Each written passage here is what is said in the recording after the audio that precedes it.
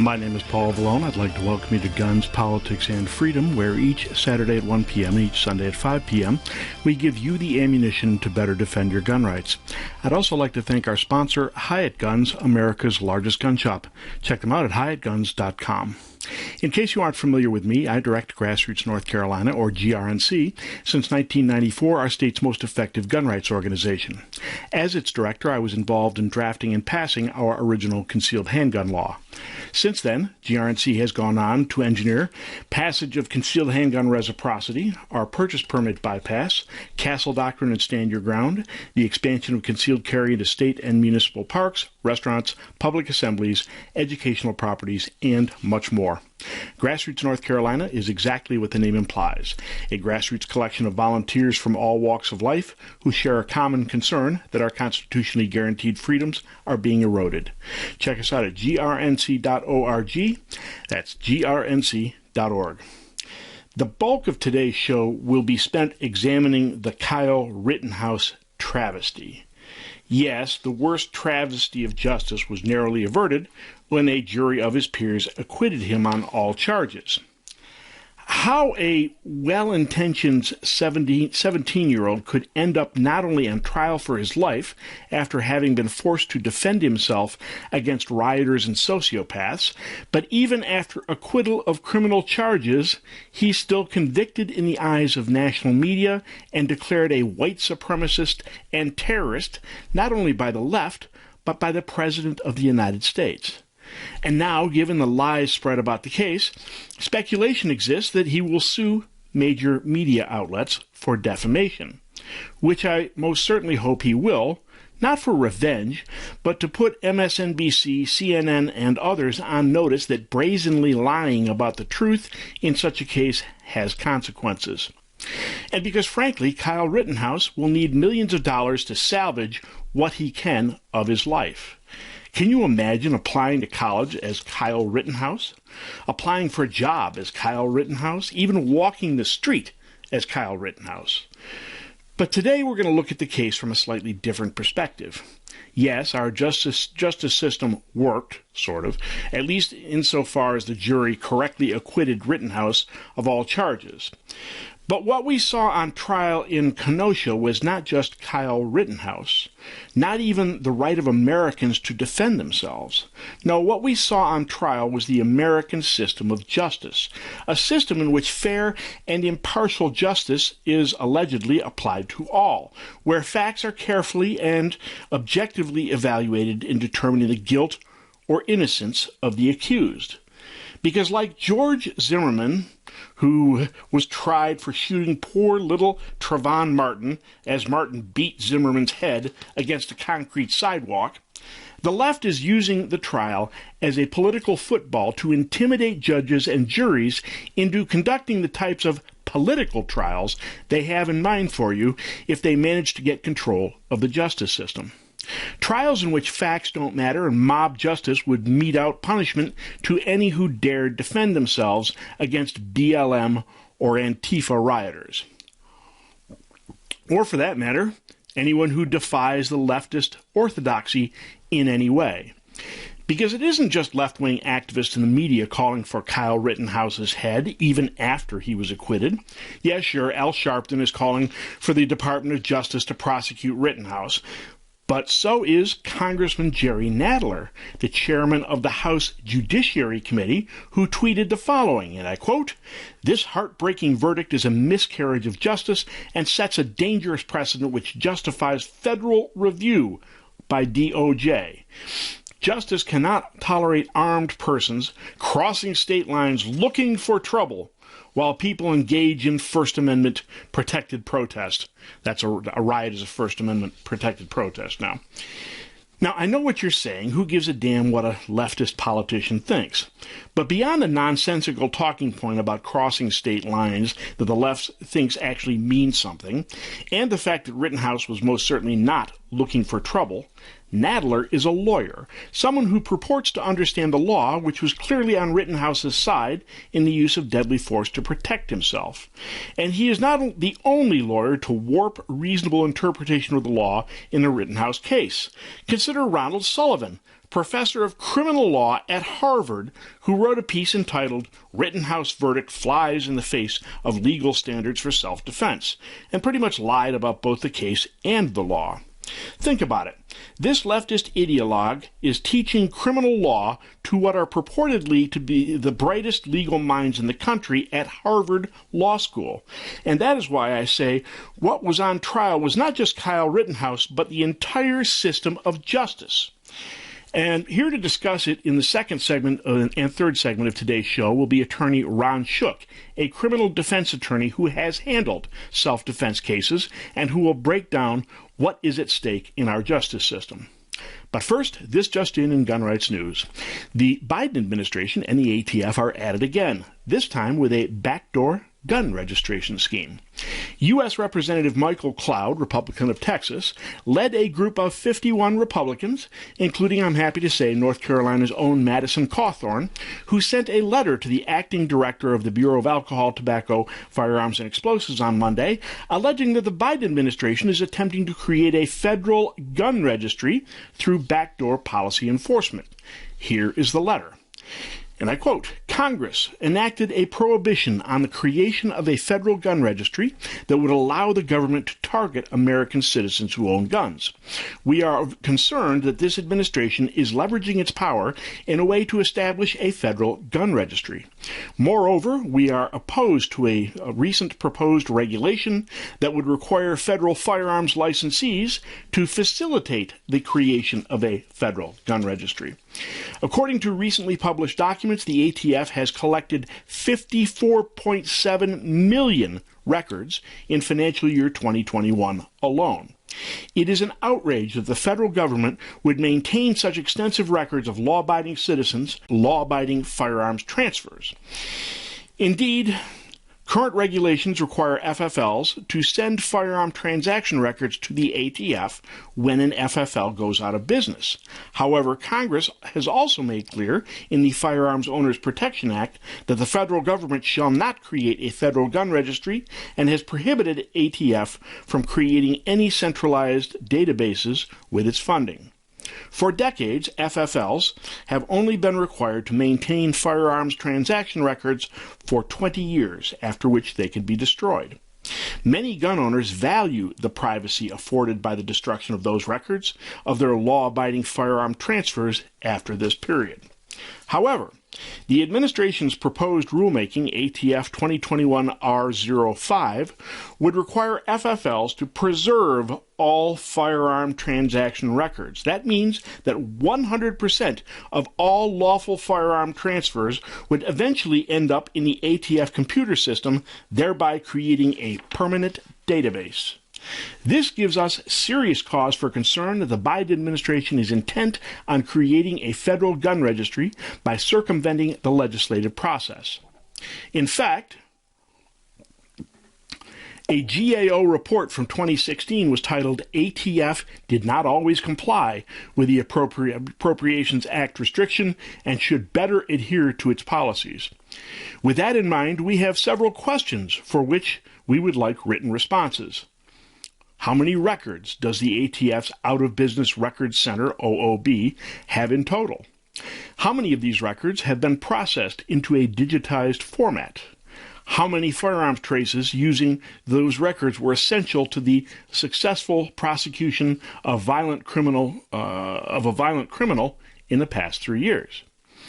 In the case of each successful prosecution of a violent criminal, in what year was the essential firearm transfer record completed?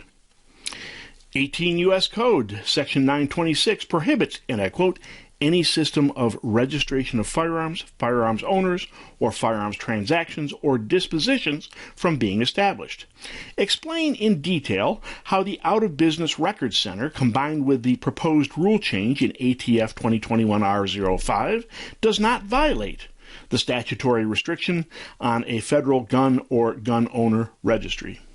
It is critical that the Federal Bureau of Alcohol, Tobacco, Firearms, and Explosives does not use its power to encroach on the privacy of gun owners and restrict their Second Amendment rights. Please provide a written response to the questions above no later than December 31st, 2021. We will keep you informed on what happens with that one. Right now, folks, you are listening to Guns, Politics, and Freedom on Wilmington's Big Talker. After a short break, we will return with self-defense attorney Ron Shook to discuss the Rittenhouse travesty and its implications not only for self-defense, but for our entire justice system.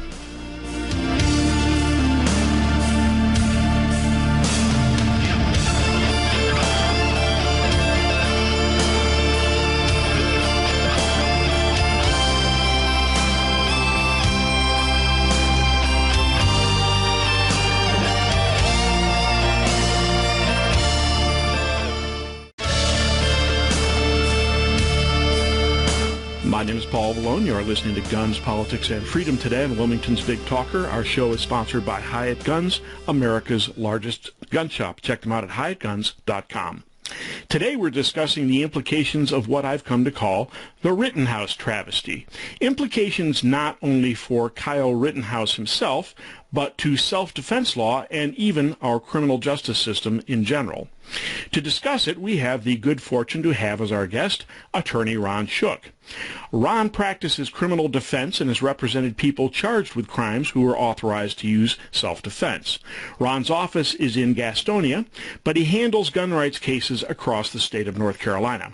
I'm also happy to say that Ron is a friend of Grassroots North Carolina, who is currently representing the organization in our lawsuit against Mecklenburg County Sheriff Gary McFadden over delays in issuing gun permits. Welcome, Ron. Thanks for having me, Paul. All righty then. What I'd like to do is to divide the questions into two topic areas. First, of course, is your general impression of the case, including how well or badly each of the players presented themselves, including the prosecution and the judge himself. Second, in the next segment of the show, Kyle Rittenhouse himself said last night that it wasn't just him on trial, that the entire premise of self-defense was on trial. I've often said we've reached a point in American political debate where, to the left, facts just don't matter.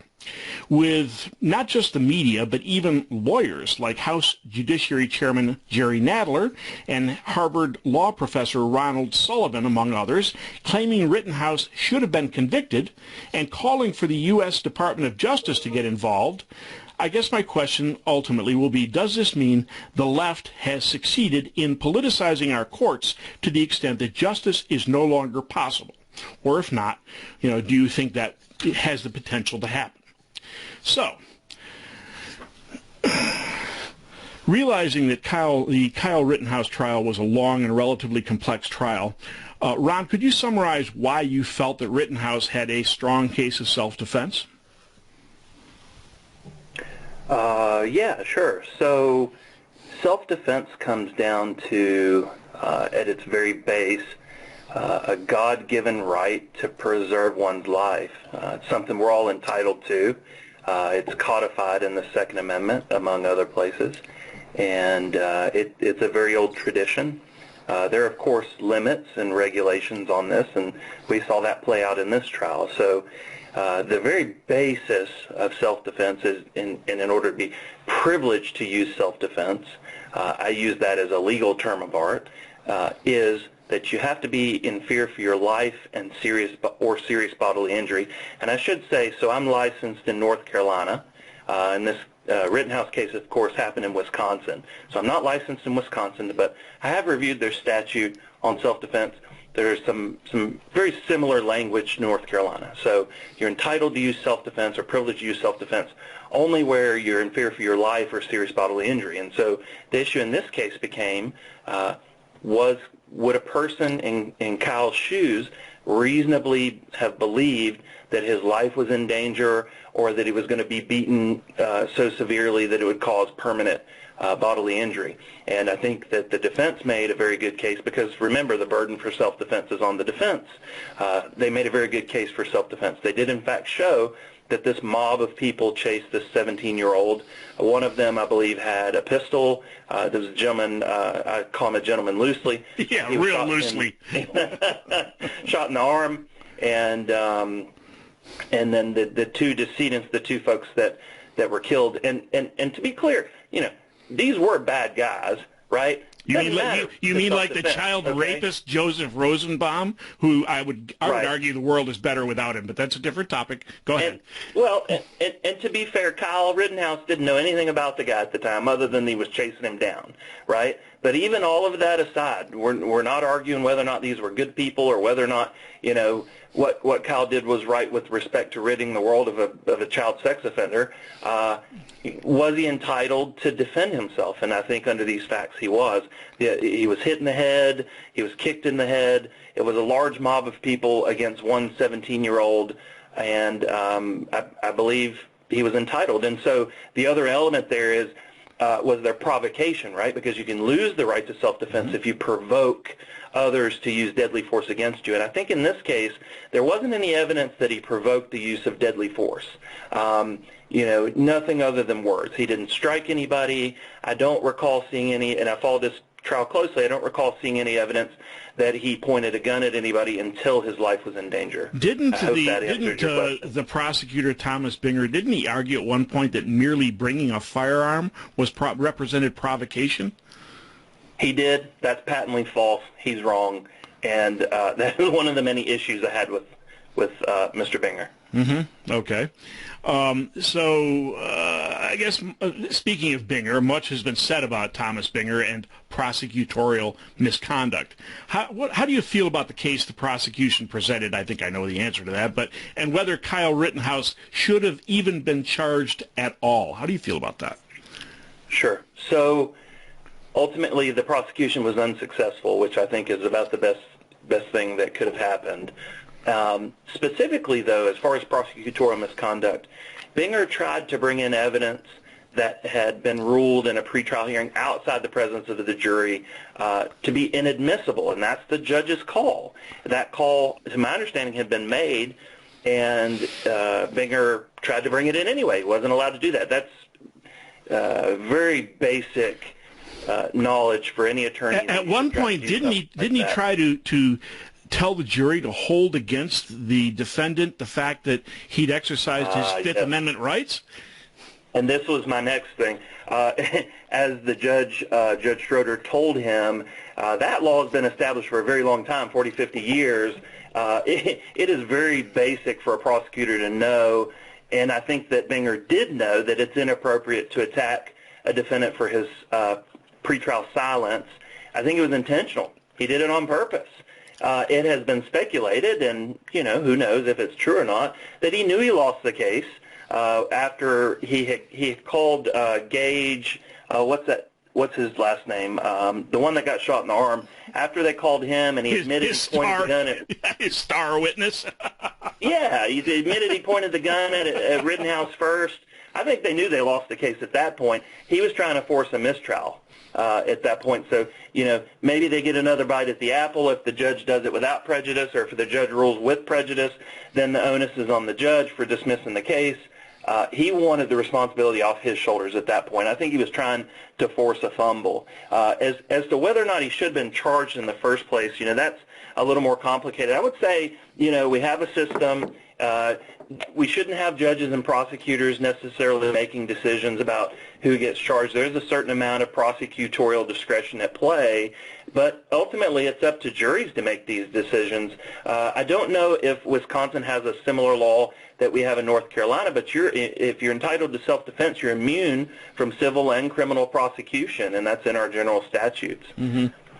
Yeah, as a matter of fact, I'm happy to say Grassroots North Carolina was involved in getting that into statutes. Thank you very much. You had mentioned that to me, yes. Thank you. As part of our Castle Doctrine bill back in 2011, as a matter of fact. So how about Judge Bruce Schrader? Now, he's drawn a lot of fire from the left, claiming that he biased the trial in favor of Rittenhouse. How do you feel about that? So it was actually interesting to see. I've been in front of tough judges, and I think he's a pretty tough judge. It was interesting to see the prosecution actually catch the ire of the judge for once. So a lot of what he did is very typical in a criminal case, and folks took it as prejudice. For example, he precluded the use of the word victim to be used by the prosecution, and the reason for that is that that's essentially a legal conclusion, right? If the prosecution's allowed to go in there and call people a victim, well, that presumes that there was a crime. To clarify, the victim he wanted to refer to the people Kyle Rittenhouse was forced to shoot as victims, right? That's right. Okay. And that would be inappropriate. It's very common to make motions to preclude the use of language of that sort. There was some, the judge shouted "bang her down" when he violated basic constitutional principles like the Fifth Amendment and tried to comment on the defendant's pretrial silence. He shouted him down for that. I think frankly, he could have gone a little further, and a good shouting was needed there. I'd heard some criticism about his ringtone and a comment about Chinese food. I don't know that even cumulatively any of these things would point to a bias. But at the end of the day, here's the other thing. The judge didn't deliver that verdict, okay? The jury did. Right. The jury heard the evidence. The jury was allowed to weigh the credibility of the witnesses. The proper law was presented to the jury. The jury considered the facts under the law. That's their job, to apply the facts to the law, and they did so, and they delivered a not guilty verdict. Yeah, as a matter of fact, we'll get into the jury and some of that, and your excellent point on that, in the next segment. Right now, folks, you're listening to Guns, Politics, and Freedom on Wilmington's Big Talker. We're going to take a short break, after which we will continue our discussion of the implications of the Kyle Rittenhouse case with self-defense and criminal law attorney Ron Shook.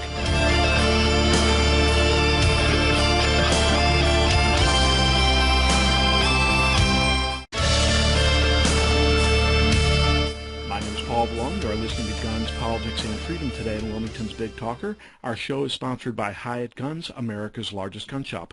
Check them out at hyattguns.com. Today we are fortunate to have as our guest Gastonia criminal law attorney Ron Shook. We've discussed the particulars of the Rittenhouse case. Now I'd like to discuss the broader implications of the case. I've often said that thanks to the left, we have reached a point in American political debate where facts don't matter. It doesn't change anybody's opinion, and everybody seems to have their own facts, as ridiculous as that may seem. So the question is whether that is now spreading to our justice system, because the fact is Kyle Rittenhouse, his life is essentially ruined, even if he wins lawsuits for defamation and even though he has been acquitted. So I guess the question I have first is, Kyle Rittenhouse himself has said that it wasn't just him on trial, but the entire premise of self-defense on trial. Ron, do you think that's true? Yeah, that's an interesting question, Paul. So I think we have to separate the trial of the court and the trial of public opinion. I do think Judge Schroeder did a good job of keeping the politics to a minimum within the trial in the courtroom, but in the trial of public opinion, we had things like the president saying that Kyle Rittenhouse is a white supremacist with, I think, very little basis to do so. Certainly, there's been commentary on that. So, yes, I agree with you that self-defense was on trial in the court of public opinion. Folks who don't like guns wanted to use this to attack guns. Folks who have racial opinions wanted to make this case about race, even though all the defendant, all of the victims, nearly everybody involved in this case was Caucasian.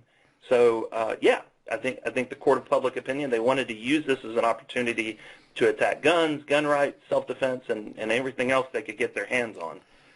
Well, but if we go beyond that, fortunately, thank God, this was a responsible jury.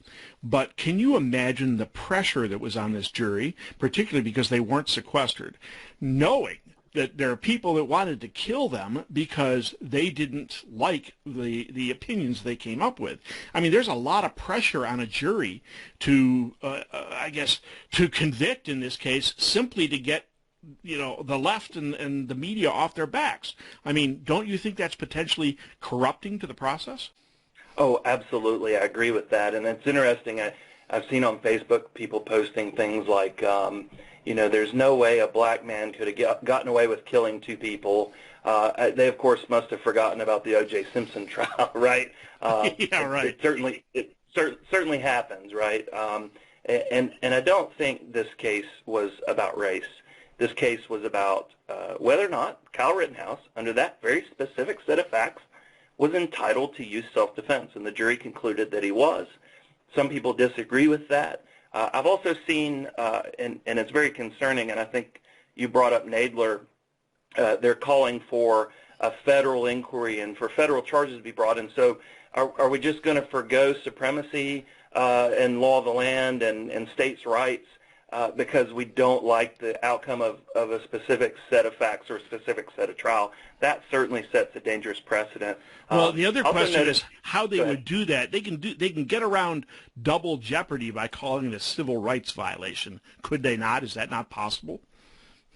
That's my understanding, but boy, is that contrived. I certainly hope that wouldn't happen. Yeah. I'm sorry, though. Continue. In terms of the jury and so sure. You think it is possible, in this case that it might have had a very different impact if the jury had felt intimidated, don't you think? Hey, they may have, and they may have been brave and stood up for themselves and what was right. Certainly there were attempts to expose the names of the people on the jury, get photographs of them and things of that nature. And at the end of the day, I think they made the right call. Another thing that I see a lot of on Facebook and this and that, a lot of misinformation, right? So this was an assault rifle. Well, I've always said, what is an assault rifle? How do you define it? No rifle is an assault rifle until you assault somebody with it, right? And so I think that's absurd. I see this lie carried out, and even the state's attorney admitted that Kyle Rittenhouse did not bring this gun over state lines. That's an accusation that keeps being repeated. The prosecution repeated it. It's simply not true. There was some criticism about his age and his ability to possess this firearm. My understanding was that he was indeed permitted to possess this firearm under Wisconsin law. Judge Schroeder ruled as such and dismissed the firearms charge against him. Why they even charged him with that? It was a travesty, because if you look at that statute, it applies only to short-barreled rifles, okay, under, basically NFA weapons, right? That was my understanding as well. Yet we had a felon on scene that drew his weapon on Rittenhouse, and my understanding is he was never charged with felon in possession. Funny thing about that. He's now that Kyle has, I guess, alluded to the fact that there may be defamation lawsuits coming. The first thing that dawned on me was, can he sue Joe Biden because he might have sovereign immunity? But then I realized that Joe Biden said that, called him a white supremacist with no evidence whatsoever before he got elected to office, right? I don't know. I think you're right. I think it did occur while the campaigning was being done. I do think probably it's interesting because, a lot of these things came up. People were threatening to sue Trump while he was in office, and I do think sovereign immunity applies while the president is in office. Certainly, that can be broken by things that were done before and after they took office. So potentially he could face prosecution later. That's really not my field, so I can't comment too much on civil lawsuits. Well, it's additional motivation to get Biden out of office as soon as possible. There we go.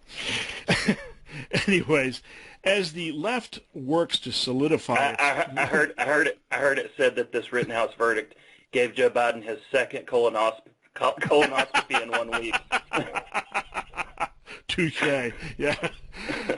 Anyways, as the left works to solidify its power not only in Congress but in judicial appointments, what do you think will happen to our justice system if they manage, through so-called election reform or redistricting or court appointments, to get a lock on the power that they so desperately seek? Do you think they could change the character of our justice system? I mean, certainly I would hope not, right? a lot of people that get into law and they have these highbrow aspirations and attitudes towards tradition, and certainly I want to believe that these institutions have stood up and stood the test of time for so long that they're not subject to political influence. And so, of course, I don't want to believe that. But it's also concerning, right? Would the outcome have been different if the judge were inclined to curb the evidence and paint the facts in a way that maybe the jury would have decided differently? Certainly possible. I don't have any evidence one way or another. It's certainly worth keeping an eye on. I know there's been a push to elect conservative judges in North Carolina. I think that is a good effort because conservative judges tend to be constitutional conservatives, originalists, and try to follow the law and not apply their political opinions to the facts of cases. And we certainly see that more from the other side, unfortunately, with things like redistricting. You mentioned we're in this lawsuit with the sheriff of Mecklenburg County, who I think some politics are at play in his refusal to issue permits. And so, yeah, certainly it can creep its way into our justice system, unfortunately. I think there's a lesson for our listeners, too, in terms of voting in elections. Make sure you find out who the good judicial candidates are and vote for them. A lot of times people don't vote the judicial races, and I think that's very, very hazardous. And that's why, in fact, we geared up a political action committee, a super PAC called the Judicial Fairness Project, to evaluate judges on the fact that they should be constitutional originalists who will enforce the law as it is written, not as they wish it to be. Because, I mean, grassroots North Carolina has been subject to horrendous judicial activism when a Superior Court judge, Judge Donald Stevens, threw out our attempt to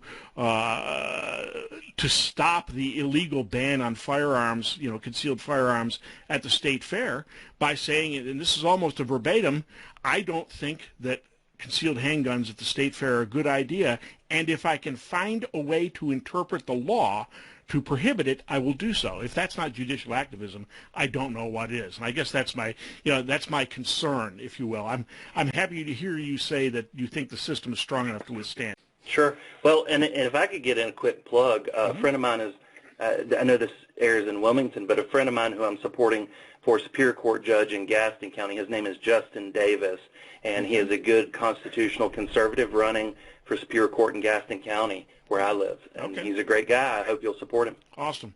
Well, thanks again for joining us today, Ron. As a lawyer, I realize you probably don't want to do shameless self-promotion, so allow me. Anybody who's interested can find Ron at rjshooklaw.com. That's rjshooklaw.com. Thanks again, Ron. We appreciate you bringing us up to speed. My pleasure. Thank you, my friend.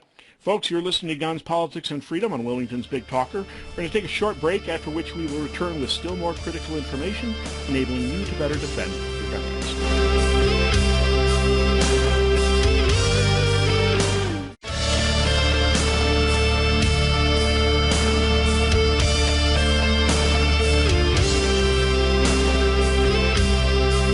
My name is Paul Vallone. You are listening to Guns, Politics, and Freedom today on Wilmington's Big Talker. Our show is sponsored by Hyatt Guns, America's largest gun shop. Check them out at hyattguns.com. In our last segment, criminal defense attorney Ron Shook spoke about the travesty that is the Kyle Rittenhouse case. But why is it a travesty, you ask? Well, after all, he was acquitted. It's a travesty because it never should have happened to begin with. This was a political prosecution in the darkest sense because it was done despite there being no evidence of anything but self-defense on the part of Rittenhouse. Indeed, there was plenty of video to support Kyle's allegations. But prosecutor Thomas Binger brought charges anyway. Why? Because he needed a scapegoat. And why did he need a scapegoat? Because the left demanded it. Now, I want to talk about the larger implications beyond whether Kyle was innocent or guilty beyond what Kyle said to Tucker Carlson when he told him that it wasn't him on trial, but rather the right to self-defense, beyond even the potentially disastrous implications for the American system of justice if the left gains power and politicizes justice to the point that it is no longer equally applied. All of those things, while true, pale beside the spectacle you just witnessed. A major skirmish in the battle for American culture and government. Let me tell you why. Consider first that Kyle Rittenhouse, what he suffered was even worse than the case of George Zimmerman. Remember George? In case you don't recall, in 2012, George Zimmerman was on Neighborhood Watch when he spotted Trayvon Martin, he felt, behaving suspiciously. Zimmerman called 911, and despite being a concealed handgun permit holder and armed, he did not draw his weapon. At least not until the altercation ended up with Zimmerman on the ground and Trayvon Martin beating his head against a concrete sidewalk. Only then did Zimmerman draw his handgun and fatally shoot Martin. What transpired next was like a practice run for the Rittenhouse case. Zimmerman was white and Martin was black, so the media wasted no time playing the race card, of course. But the propaganda you saw was just a taste of what Rittenhouse suffered. The first thing we saw was that a nationally distributed photo of poor, skinny, little 12-year-old Trayvon Martin, except that at the time of the crime, he was 17 and a whole lot bigger when he attacked Zimmerman. Then we heard that the problem was stand your ground laws, that those were the culprit, since they allowed anybody to just claim they felt threatened and then shoot anybody they wanted to. But ignoring the fact that the reasonable fear of imminent death or great bodily harm required to trigger a stand your ground defense actually referred to a reasonable person standard of jurisprudence. More importantly was the fact that stand your ground didn't apply because Zimmerman didn't have the opportunity to withdraw from the situation since he was pinned to the ground with his head being slammed against concrete. So the evil stand your ground laws viciously attacked by the left in 2012 didn't even apply to the case. But media propaganda in 2012 was child's play compared to what Rittenhouse suffered. The official narrative on Rittenhouse was that he was a white supremacist, this even from Joe Biden. Because what everyone learned from the media is that the three miscreants Kyle shot were black, right? Except they weren't. And newspapers were forced to do retractions on that one right up until the jury went into deliberations on the case. Other things we, quote, learned about Kyle Rittenhouse was that he crossed state lines with an AR-15, except that he didn't. Because the gun was kept in Wisconsin. We heard that he had no business in Kenosha, except that his father lived there, a grand 20 miles from his home. Or that he was looking for trouble, except all he did was to clean up graffiti at a school and try to keep rioters from burning down car dealerships. And then we were told that the people Kyle was forced to shoot were fine citizens merely exercising their First Amendment rights. But of course, they weren't peacefully protesting. They were rioting and burning. Oh, and those fine citizens? Let's start with Joseph Rosenbaum. Beyond the fact that he was bipolar and reportedly off his meds, Rosenbaum was a convicted child molester who at the time of his death was on the Wisconsin sex offender registry for an Arizona child molestation case. He faced 11 charges in that case, but they were amended in a plea deal and Rosenbaum was convicted of the amended counts. Now, according to online court records, Rosenbaum received 10 years in prison on December 12, 2002 for sexual contact with a minor, and then was sentenced to 2 years and 6 months for sexual contact with a minor related to the same 2002 incident. I won't go into the graphic details of what Rosenbaum did to those poor children, but I will say that he fits the title given violent criminals who are themselves killed from self-defense guru, the late Jeff Cooper. Cooper called this the good riddance factor. Then we had Gage Grosskreutz, the guy who admitted pointing a handgun at Rittenhouse when Rittenhouse shot him. and by the way, who was a felon in possession of that handgun because he had a rather lengthy 10-year criminal history, including domestic violence and burglary. Probably the least reprehensible of the three was Anthony Huber, who reportedly had his own mental health challenges, whose girlfriend admits to having sympathy for Rittenhouse, and who, by the way, was the one beating Rittenhouse on the head with a skateboard when shot. So when you compare Rittenhouse to Zimmerman, the size and audacity of the media propaganda campaign has grown. But what does it mean? Well, I would posit there are three takeaways from the Rittenhouse trial. The first is straight Saul Alinsky rules for radical stuff, who said, and I quote, "The first function of community organization is community disorganization." Translated, to create the great socialist utopia they envision, they must first destroy the existing society. Think about that carefully, because the implication is that leftists want to destroy American society. They don't care whether Kyle Rittenhouse's life is destroyed. In fact, they don't care how many lives they destroy, because all of it is an acceptable cost to them. That'll give you an indication of how vicious and committed an enemy you face. The second takeaway is that they've persecuted Rittenhouse so viciously because his action exposed the lie. The lie, of course, is that nobody needs an AR-15. You don't need it to go deer hunting. That's been the mantra of the left for literally generations. Consider this 2018 headline from Think Progress, and I quote, "The myth that civilian gun ownership prevents tyranny."